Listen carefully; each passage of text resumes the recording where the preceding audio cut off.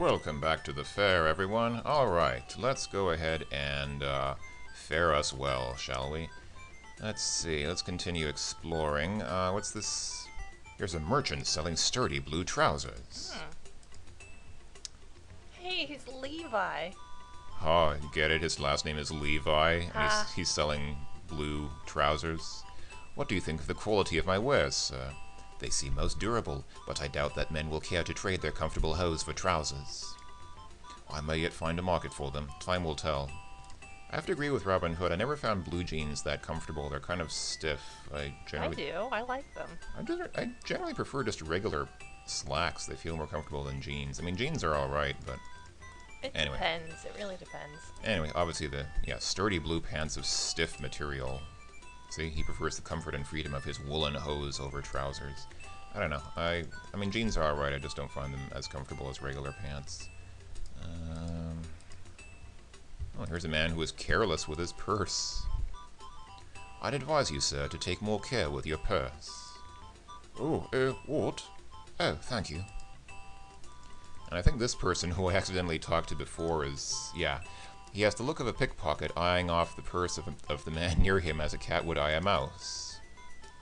You've been warned.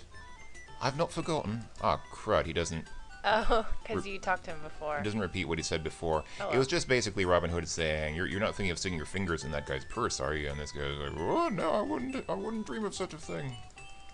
Alright, who's this person? A townsman. Oh, Townsman. Oh, nice legs. yeah, Robin Hood has nothing to say to that, man. A boy at a game board. Are they playing Nine Men's Morris? Oh, hey, look, Hey. it's Joshua Mendel. He wants to design games when he grows up. Joshua Mendel being, of course, he was a significant figure at Sierra. He did a lot of writing for their games. He wrote a lot of game manuals and was significantly involved in the design of at least Freddy Farkas. I know that much. I think also other games. Anyway, nothing of interest. Oh, I think this is... Oh, here's a man trying very hard to look wise. Oh, it's Dan Quayle. A mind is a waste of thing to lose. Nay, to lose a mind is a waste to... Nay, Wow, he reminds me of me. Remember, this game was made in the early 90s, when the vice presidency of Dan Quayle was still, prominent in American memory. There's a man selling used armor. Okay, that sounds questionable. Get your second-hand armor here. Crusade cast-offs. Minor dints, dings, and dents. No charge for bloodstains. Impress the ladies. Free tale of gallantry with each purchase. Okay, I guess here's a bin filled with slightly used pieces of armor. But we've no use for armor such as this. I like how they spell armor with a U. Well, this is in England. That is the British spelling, but this game is kind of inconsistent with its spellings. Anyway, I don't think we need anything at all on this screen here. No. There are a few things we need to do at the fair, but I think this whole screen was pretty much just window dressing. What about this screen here? What's going on? You've got a guy right next to you. I think you might be blocking. Oh my gosh, are you stuck? No. Okay, good. A lazy man looking at... No, Yeah, I'm trying to look at this guy. Ah, a scholar. scholar. Alright, let's talk to... Whoop, don't give money to the street. Come on, talk to the scholar. Here we go. Oh, but that's a legit one, isn't it? I don't know. Good day to you, learned sir. And what does a yeoman want with a scholar? What else save knowledge? There are many forms of knowledge, my penurious friend. Speak your mind more clearly. I've a mind to see the coat of arms of the King of Man. Ah, well, let me see. Would this be it? Nay. Nay. Now, I think that the correct coat of arms that you need to see changes each time you play the game. You may remember in a previous video when we talked to Marian, she said we'll need to see the coat of arms of the King of Man. And just in case you've forgotten, Robin Hood also just said exactly the same thing. The coat of arms are listed in the game's manual. The coat of arms for the King of Man is 3 legs, kind of in a... Kind of in a pinwheel, like... Yeah, exactly, yeah. So it's not this, so we say nay. Perhaps this one then? Yeah, that's it, that's the one. Alright, so we say I. You've got to be careful with these scholars because this is the real thing. So this, if he shows you this coat of arms, or if he shows you the coat of arms you're expecting to see, in this case it's this one. It might not always be this one, but this guy is the real thing. But there are a couple of scholars here at the fair who are actually spies, and if you talk to them too much, they'll actually capture you, and you'll die. Yeah. Also, if you're talking to them while they're showing you the coat of arms, some guards will start creeping up and watching you from a distance. Yeah. So that's another way of telling that they're false. Yes. Anyway, so this is the right thing, so we'll say I. In the name of Queen Eleanor, I bid you welcome. Do you swear by the Virgin Mary that you are the Queen's loyal man? I and the King's. Now make haste and deliver what you have for me. Even now our enemies search for us. Well, it's not too hard. All we have besides money is this scroll, which we took from the scribe's room and which we need to give to him. So, let's give it to him. Excellent! I thank you, yeoman. I have little money with me, but please accept what coins I have. Use them as you see fit. Interestingly enough, the game gives you the option of accepting or denying the money. I don't think there's any advantage to declining it, so I'll go ahead and say, yeah, give me some money. I must leave now. God save the king. I, with a bit of help from the outlaws of Sherwood Forest. Alright. The scholar looks the same as he did before.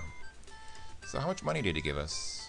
Wow, we have 10 pennies. I think we only had 2 or 3 before, so he actually gave us a fair-sized little windfall. Alright, so that's the scholar. That's one very important thing that you need to do at the fair. And there's one other important thing that you need to do, of course, the archery tournament. But before we get there, let's do some more looking around. Here's a man selling swords. The sharpest and most resilient of Damascene steel. Notice his name is Edgar Sharp. Perfectly balanced. Each sword is a masterpiece of the smithy's art. You'll not find its equal anywhere else. Except in Damascus. I find your humor blunt. Ha. Ha. You might whet my interest with the right price. For such superb steel, 20 marks. I'll keep my bow. No, I'm not clicking on myself. I'm trying to look at the swords. Here we go. The wavy patterns in the steel tell me these are true Damascene swords. Here's a lazy man looking at the swords. Swinging a sword is far too much work. I'd rather sit here and look at them until I feel strong enough to stand up. Here's a tall young man eyeing the swords. I'd dearly love to have one of those swords. Truly, I would have respect then, or heads would roll. I don't think it works that way, buddy. I don't think you can just behead anyone who doesn't pay you the respect you think you... You can if your name is Eric the Tall. Yeah, alright. Well, here's a woman and her child. What? Who's talking? You've no business talking to my wife. Is the child her husband? I think it is. Okay. That's creepy. Alright, let's just forget that happened, shall we? Let's just move on. Here's a pilcher selling his furs. Finest quality furs to adorn a man or lady. Oh, Ned Courage is this guy. He's the fur selling man, so he was talking to us when we were trying to talk to the woman. Thank goodness. Alright. I've rabbit and fox and wolf and bear and exotic furs from across the seas. Suitable all manner of garments, collars, hats, cloaks, boots, and cuffs. Alright, can we buy some furs? Why should I buy furs when I can hunt them myself in Sherwood? Alright, good point. That's a good point, yeah. Alright, what's this guy selling? Tools. Oh, and edged tools. Tools and implements for men of many trades, though not, I fear, for your trade, yeoman. Oh, codswallop. That would serve no purpose. Alright, here's a guy who appears to have one leg. Oh, it's a one-legged beggar. How did you lose your leg? In the Crusades, serving the king. I took an arrow in it, and the wound festered. The leech had no choice but to chop it off. Alright. One thing you are supposed to do here, I don't think it really matters, but for some extra points, is give a little bit of charity to these beggars. So this guy can just... 1 farthing will help him. 1 farthing will totally make up for the loss of his leg. My thanks. And you get 10 points. It's no big deal, but whatever. Alright, we're just about at 10 minutes, so I'll go ahead and call that a video. we will see you later on, and we'll do more fairing in the future. Bye bye. Bye bye.